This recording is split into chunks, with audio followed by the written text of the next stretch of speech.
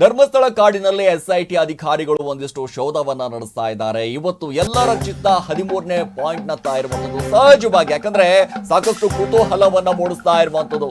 ಯಾಕಂದ್ರೆ ನಿನ್ನೆ 11, 12 2 ಪಾಯಿಂಟ್ಗಳನ್ನ ಆಗದಿರುವ ಹಿನ್ನೆಲೆಯಲ್ಲಿ ಏನೂ ಕೂಡ ಸಿಗಲಿಲ್ಲ. 13ನೇ ಪಾಯಿಂಟ್ ನಲ್ಲಿ ಏನಾದ್ರೂ ಸಿಗಬಹುದು. ಎಲ್ಲರ ಚಿತ್ತ 13ನೇ ಪಾಯಿಂಟ್ ನತ್ತ ಇರುವಂತದ್ದು. ಇಂದು 13ನೇ ಪಾಯಿಂಟ್ ನಲ್ಲಿ ಶೋಧ ಕಾರ್ಯ. ಧರ್ಮಸ್ಥಳದಲ್ಲಿ ಶವಗಳನ್ನ ಹೂತಿಟ್ಟಿರುವಂತಹ ಆರೋಪ ಪ್ರಕರಣಕ್ಕೆ ಸಂಬಂಧಪಟ್ಟ ಹಾಗೆ ನಿನ್ನೆ 11 ಮತ್ತು 12ನೇ ಸ್ಪಾಟ್ ನಲ್ಲಿ ಪರಿಶೀಲನೆ ಮಾಡಲಾಯಿತು. 11, 12ನೇ ಸ್ಪಾಟ್ ನಲ್ಲಿ ಸಿಗದ ಯಾವುದೇ ರೀತಿಯಾದಂತಹ ಕಳೆಬರಹಗಳು, ಮೂಳೆಗಳು ಯಾವುದೂ ಕೂಡ ಸಿಗಲಿಲ್ಲ.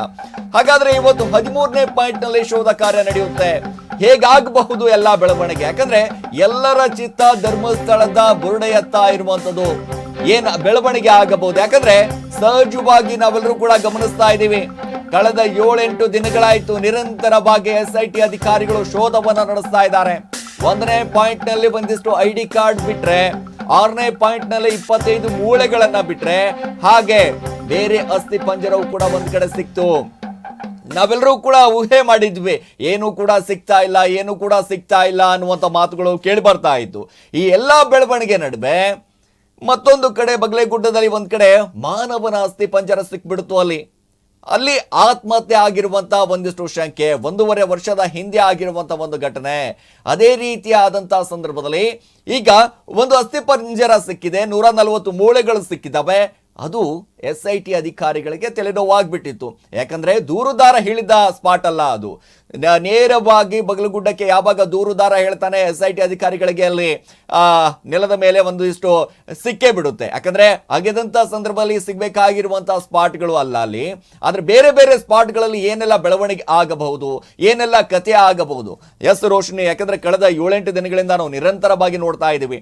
ಬಹಳಷ್ಟು ಚರ್ಚೆಗೂ ಕೂಡ ಗ್ರಾಸ ಆಗಿರುವಂತದ್ದು. ಯಾಕಂದ್ರೆ ಆ ಕಾನ್ಫಿಡೆನ್ಸ್ ನಲ್ಲಿ, ಆ ಲೆವೆಲ್ ನಲ್ಲಿ ಹೇಳಿದಂತ ದೂರುದಾರ 11ನೇ ಪಾಯಿಂಟ್ ಆಗದ್ ನೋಡ್ರಿ, 12ನೇ ಪಾಯಿಂಟ್ ಆಗದ್ ನೋಡ್ರಿ, 9ನೇ ಪಾಯಿಂಟ್ ಆಗದ್ ನೋಡ್ರಿ, ಏನೆಲ್ಲ ಸಿಗಬಹುದು ಅನ್ನುವಂತ ರೀತಿಯಾಗಿ ರಾಶಿ ರಾಶಿ ಹೆಣಗಳ ಅಸ್ಥಿ ಪಂಜರ ಸಿಗಬಹುದು ಅಂತ ನೇರವಾಗಿ ಹೇಳಿದಂತ. ಆದ್ರೆ ಏನು ಸಿಗಲೇ ಇಲ್ಲ. ಬಹಳ ಒಂದಿಷ್ಟು ವಿಚಿತ್ರ. ಏಕೆ ಅಂತಂದ್ರೆ ದೂರುದಾರನ ಮೇಲೆ ಒಂದಿಷ್ಟು ಅನುಮಾನ ಶುರುವಾಯಿತು. ಇವತ್ತು 13ನೇ ಪಾಯಿಂಟ್, ಯಾವೆಲ್ಲ ಬೆಳವಣಿಗೆ ಇರಬಹುದು ರೋಶಿನಿ ಇವತ್ತಿವು?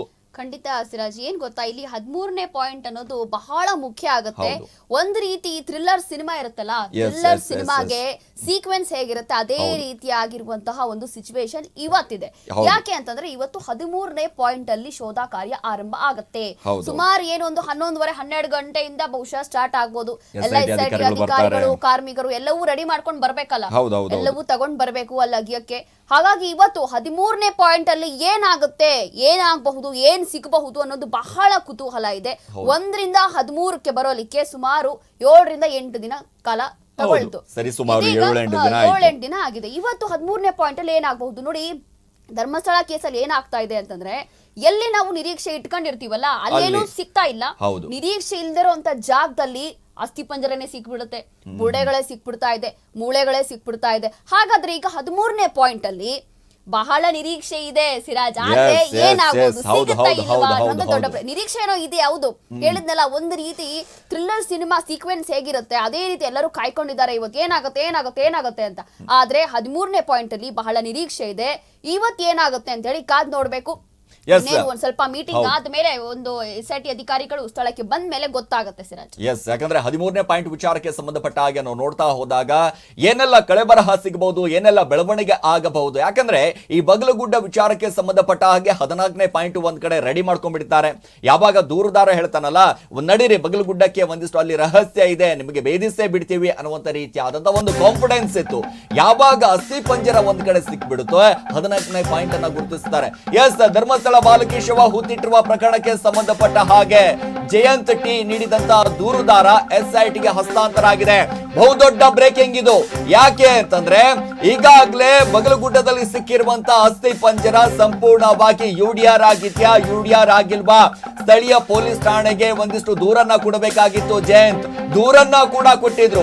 ದೂರು ಆದ ನಂತರ ಇದೀಗ ಈ ಕೇಸ್ ಕೂಡ ಒಂದಿಷ್ಟು ಹಸ್ತಾಂತರ ಆಗಿದೆ ಅನ್ನುವಂಥದ್ದು ಬಹಳ ಸ್ಪಷ್ಟವಾಗಿ ಗೊತ್ತಾಗ್ತಾ ಇದೆ.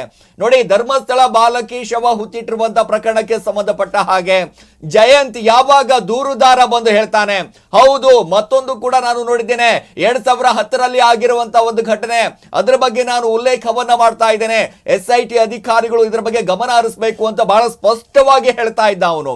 ನಿರಂತರವಾಗಿ ಏನ್ ಹೇಳ್ತಾ ಇದ್ದೆ ಅಂತಂದ್ರೆ, ಅವಾಗ SIT ಅಧಿಕಾರಿಗಳು ಬಹಳ ಗಮನಕ್ಕೆ ತಗೊಂಡ್ಬರ್ತಾರೆ, ಇದು ನಮಗೆ ಸಂಬಂಧಪಟ್ಟಿದ್ದಲ್ಲ, UDR ಆಗಿದೆಯಾ ಆಗಿಲ್ವಾ, ನಾವು ಕೇವಲ ದೂರುದಾರ ಹೇಳಿರುವ ರೀತಿಯಾಗಿ ಸಾವಿರಾರು ರೀತಿಯಾಗಿ ನೂರಾರು ಶವಗಳನ್ನ ಹೂತಿದ್ದೀನಿ ನಾನು ಅನ್ನುವಂತ ಒಂದು ಹೇಳಿಕೆ ಕೊಟ್ಟಿದ್ನಲ್ಲ ಭೀಮಾ, ಆ ವಿಚಾರಕ್ಕೆ ಸಂಬಂಧಪಟ್ಟ ಹಾಗೆ ಶವಗಳನ್ನ ಒಂದಿಷ್ಟು ಅಸ್ಥಿ ಪಂಜರಗಳನ್ನ ತೆಗೆಯುವಂತ ಕೆಲಸ ನಮ್ಮದಾಗಿದೆ ಅನ್ನುವಂತ ರೀತಿಯಾಗಿ SIT ಅಧಿಕಾರಿಗಳು ಜಯಂತ್ ಅವರಿಗೆ ಮನವಿ ಮಾಡ್ತಾರೆ.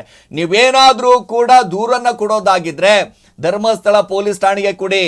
ಯಾಕೆಂದ್ರೆ ಅಲ್ಲಿ ಆಗಿರುವಂತ ಘಟನೆ 2010ರಲ್ಲಿ ಆಗಿರುವಂತ ಘಟನೆ, ಇದೇನಾದ್ರೂ ಕೂಡ ನೀವು ಅವರಿಗೆ ಕೊಟ್ಟಂತ ಸಂದರ್ಭದಲ್ಲಿ ಧರ್ಮಸ್ಥಳ ಪೊಲೀಸ್ ಅಧಿಕಾರಿಗೆ ಕೊಟ್ಟಂತಾಗ ಅವಾಗ SPಗೆ ಹೋಗುತ್ತೆ, DYSPಗೆ ಹೋಗುತ್ತೆ. ಅದಾದ ನಂತರ ಏನಾದ್ರೂ ಮೇಲಿಂದ ನಮಗೆ SIT ಅಧಿಕಾರಿಗಳ ಗಮನಕ್ಕೆ ಬಂತು ಅಂತಂದ್ರೆ ಸರ್ಕಾರ ಇದು ಕೇಸ್ ಕೂಡ ನೀವೇ ನಡೆಸಬೇಕು, ಇದು ಕೂಡ ನಿಮ್ಮ ನಿರ್ದೇಶನದಲ್ಲೇ ಕಾರ್ಯ ಆಗಬೇಕು, ನಿಮ್ಮ ಮಾರ್ಗದಲ್ಲೇ ಒಂದಿಷ್ಟು ಕೆಲಸ ಆಗಬೇಕು ಅಂತಂದಾಗ, ಹೌದು ಈ ಕೆಲಸವು ಕೂಡ ನಮ್ಮಿಂದ ಆಗ್ಬೇಕಾದಾಗ ನಾವು ಮಾಡೋಣ ಬಿಡಿ ಅನ್ನುವಂತ ರೀತಿಯಾಗಿ ನೋಡಿ ಜಯಂತ್ ನೀಡಿದಂತ ಏನ್ ದೂರಿತ್ತಲ್ಲ ಅದು ಕೂಡ SITಗೆ ಹಸ್ತಾಂತರ ಆಗಿದೆ.